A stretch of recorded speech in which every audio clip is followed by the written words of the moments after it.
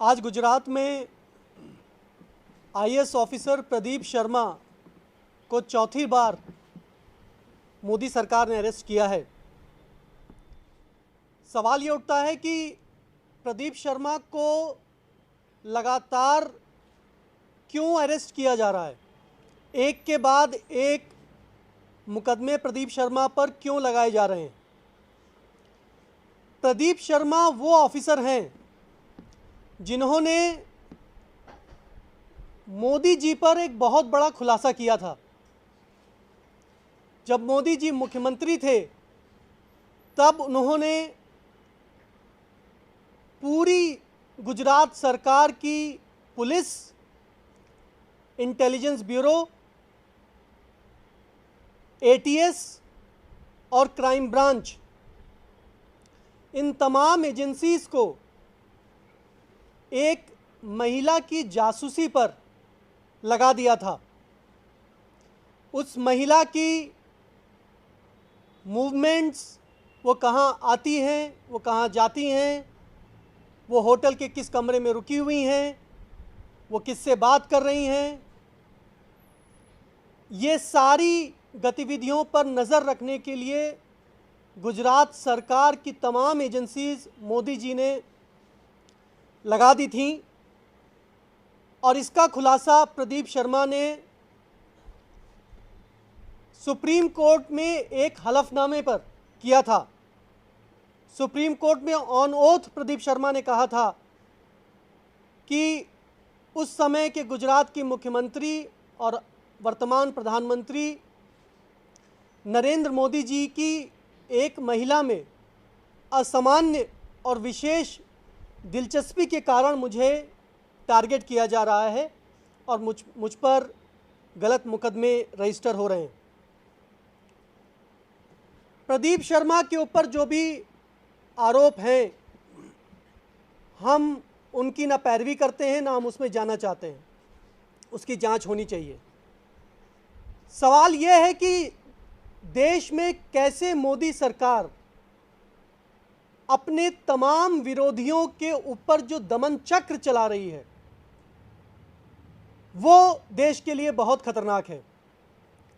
मोदी जी चुन चुन कर अपने विरोधियों को टारगेट कर रहे हैं, चाहे वो प्रदीप शर्मा हो, चाहे वो कोई और ऑफिसर हो, चाहे वो आम आदमी पार्टी के एमएलएज हों और आम आदमी पार्टी की सरकार हो। देश में मोदी जी दमन चक्र चला रहे हैं। और क्या देश की बागडोर ऐसे प्रधानमंत्री के हाथों में सुरक्षित हो सकती है जो सुबह शाम सोते जागते अपने विरोधियों को फर्जी मुकदमों में फिक्स करने के लिए, जेल में डालने के लिए सुबह शाम रणनीति बनाता रहता हो। जो स्नूप गेट के टेप्स थे, उससे एक बहुत भयानक सच देश के सामने आया था। वो सच ये था कि उस समय के गुजरात के गृह मंत्री अमित शाह जी ने तमाम एजेंसीज उस महिला के पीछे लगा दी थी और आईबी के चीफ हों, एटीएस के चीफ हों, क्राइम ब्रांच के चीफ हों, उनको बस वो फ़ोन करते थे, अब वो बताओ महिला कहाँ है, साहब को बताना है। अब वो बताओ महिला कहाँ है, साहब को बताना है।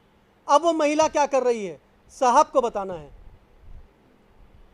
ये क्या दिखाता है? ये दिखाता है कि एक अजीब तरीके का पागलपन और मानसिक असंतुलन देश के प्रधानमंत्री के अंदर है। उन टेप्स की आज तक जांच नहीं हुई। हम किन्हीं दो एडल्ट्स के बीच में संबंध के विषय में नहीं जाना चाहते हैं। वो टेप्स दिखाते हैं कि एक बहुत ही घिनौना क्राइम हुआ था गुजरात में।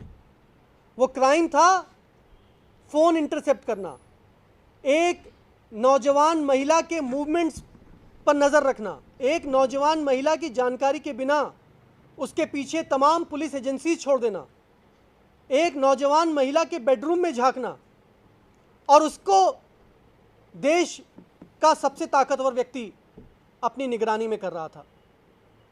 यह बहुत ही गंभीर सवाल है और आज प्रदीप शर्मा की अरेस्ट से फिर से ये सवाल देश के सामने खड़ा हो जाता है कि इस तरीके का पागलपन, इस तरीके की दीवानगी, मानसिक असंतुलन जो देश की टॉप एग्जीक्यूटिव में है, वो देश के लिए अच्छा नहीं है। और देश में ये जो दमन चक्र चल रहा है, उससे देश को बहुत बड़ा खतरा है।